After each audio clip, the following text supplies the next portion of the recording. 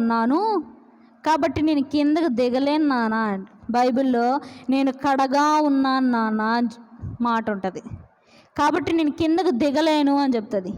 అంత మాట అన్న తర్వాత ఇంకా నాన్న ఏమంటాడు? సరేలే అమ్మ లేవు అనుకుంటా, నా బిడ్డ నా దగ్గర ఎందుకు అబద్ధం చెప్పిద్ది అనుకొని వెళ్ళిపోయాడు. అప్పుడు యాకోబు అన్నాడు, అసలు చూసావా, ఎవ్వరూ దొంగలించలేదు, అయినప్పటికీ కూడా నువ్వు నన్ను అవమానపరిచావంటే, లేదు నిజంగా నా ఇంట్లో నేను చూశాను, అవి ఎవరో దొంగలించారు అని. తర్వాత లాబాను అక్కడి నుంచి వెళ్ళిపోయాడు.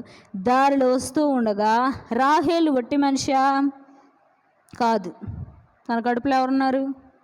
బెన్యామీను ఉన్నాడు. అయితే తను వెళ్తూ వెళ్తూ ఉండగా దారిలో కింద పడిపోయింది. ఒంటి మీద నుంచి కింద పడిపోయి నొప్పులకి అల్లాడుతూ బిడ్డను కనింది. ఆ బిడ్డను కన్నా వెంటనే చనిపోయింది.